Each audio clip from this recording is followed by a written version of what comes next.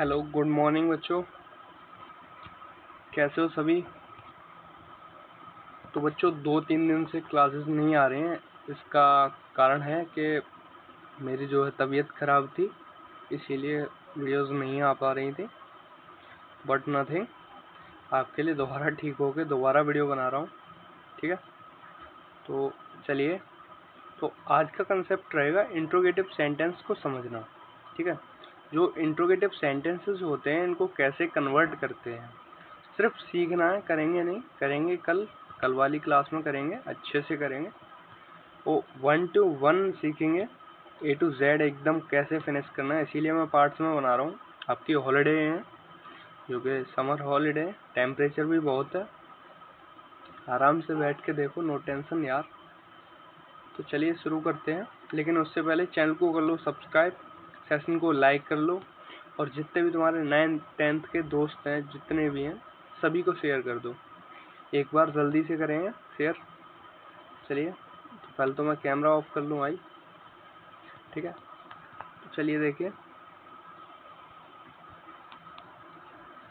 आज का टॉपिक हमारा रहेगा इंट्रोगेटिव सेंटेंस। ये हमारा टॉपिक रहेगा। तो इसकी पहचान सेम वही, वाक्य के अंत में प्रश्नवाचक चिन्ह रहता है। ठीक है, ओके। वाक्य हमेशा हेल्पिंग वर्ब या हाउ या डब्लू वाले 11 शब्दों से प्रारंभ होता है।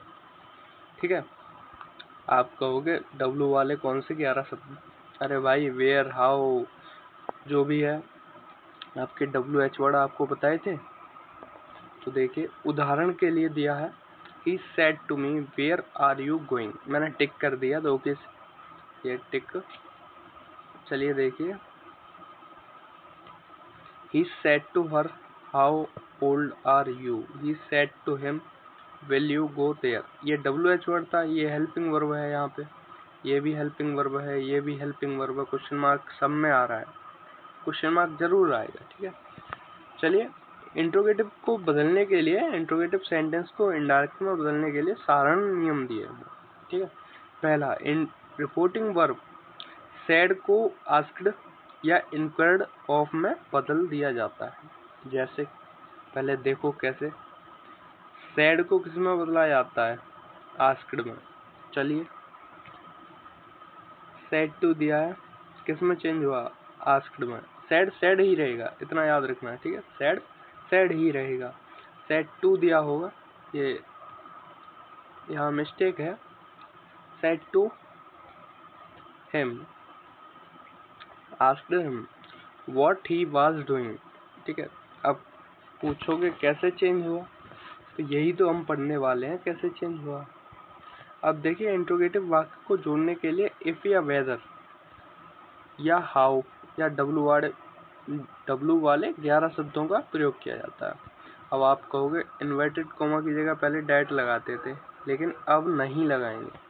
ठीक है, अब जो है इन्वर्टेड कोमा की जगह, ये कोमा है, इसकी जगह पे हमें इफ या वेदर लगाना है। क्या लगाना है? इफ या वेदर।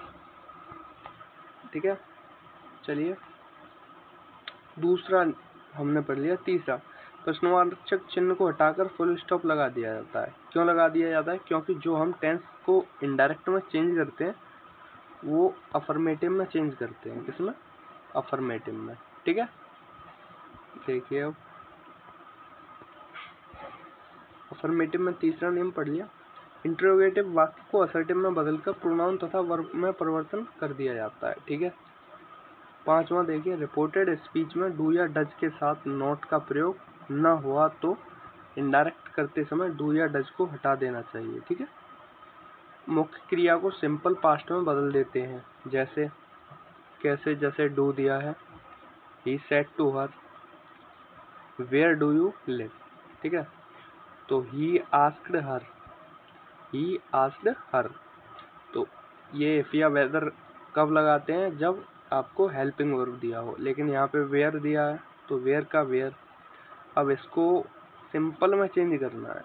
ठीक है, ही सेड टू हर तो सब्जेक्ट किसके अनुसार, ऑब्जेक्ट के अनुसार। हर का क्या हो गया, सी। डू यू लिव, कहाँ रहते हो, ठीक है। तो इसका किस में हो जाएगा, सी लिव्ड में। किस में चेंज हो गया, पास्ट सिंपल में, ठीक है। चलिए अभी देखिए, यदि रिपोर्टिंग स्पीच में डू या डज के साथ नॉट का प्रयोग किया गया हो, तो अगर नॉट दिया गया है तो उसको डिड नॉट में चेंज करेंगे, ठीक है। हो गया, ओके। सातवां आपको दिया, यही रिपोर्टिंग स्पीच में हेल्पिंग वर्ब का प्रयोग जोड़ने वाले इफ या वेदर का प्रयोग किया चाहिए। तो देखो आर दिया है, आर में इफ, सेम वही है, ठीक है, देख लेना, ओके। अब दिया 8वां और लास्ट रूल, यदि रिपोर्टेड स्पीच में हाउ या डब्ल्यू वाला कोई शब्द प्रयोग किया गया हो तो इनडायरेक्ट करते हैं उसी शब्द का लेना देना चाहिए, उसी शब्द को लगा देना चाहिए, सॉरी, ठीक है। तो he said to him how old are you, तो हाउ का हाउ कर दिया, ठीक है, हाउ का हाउ कर दिया, यहाँ पे देखिए हाउ का हाउ, वेयर का वेयर। टेंस किस में चेंज हो रहा है, असर्टिव में, टेंस असर्टिव में चेंज हो रहा है, ठीक है। तो इसी प्रकार एक बार रिवीजन करेंगे, ठीक है, एक बार रिवीजन करेंगे इसका पूरे का। तो हमने क्या क्या पढ़ा, इंट्रोगेटिव में कैसे, क्या इसकी पहचान है, क्वेश्चन मार्क आता है, हेल्पिंग वर्ब हाउ या फिर इनसे प्रारंभ होता है, ठीक है। इंट्रोगेटिव में इनडायरेक्ट बदलने के साधारण नियम है जो कि हमको दिए गए हैं 8, ठीक है। रूल नंबर 1, सैड को अस्क्र में बदलते हैं, ठीक है। रूल नंबर 2, इफ या वेदर लगाते हैं इन्वर्टेड कॉमा की जगह, अगर WH वर्ड दिया है तो WH वर्ड लगाते हैं, और क्वेश्चन मार्क को हटाकर फुल स्टॉप। इंट्रोगेटिव को असर्टिव में बदलते हैं, प्रोनाउन और वर्ब में परिवर्तन किया जाता है, ठीक है। यदि रिपोर्टिंग स्पीच में डू या डज के साथ नॉट नहीं दिया है तो उसको डू या डज को हटा देते हैं और सिंपल पास्ट में बदल देते हैं, ठीक। अब चलिए आगे, अब दिया 6वां, अगर डू या डज के साथ नॉट दिया है तो उसे डिड नॉट में चेंज करते हैं, ठीक है।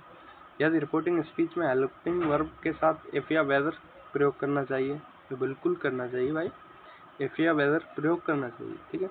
यदि रिपोर्टेड स्पीच में हाउ WH वर्ड वाला प्रयोग किया गया हो तो इनडायरेक्ट को उसी लगा देते हैं, ठीक है, इनडायरेक्ट में उसी को लगा देते हैं। चलिए आई होप समझ में आया होगा अच्छे से। तो मिलते हैं अगली क्लास में, तब तक के लिए यही क्लास है। तो बाकी आपको मैं बता दूं, आपकी सभी क्लासेस टाइम टू टाइम जल्दी ही आने वाले हैं, और जैसे ही हमारे सब्सक्राइबर 100 होंगे वैसे ही आपके लिए लाइव क्लासेस भी आएंगी, ठीक है। तो चलिए मिलते हैं कल।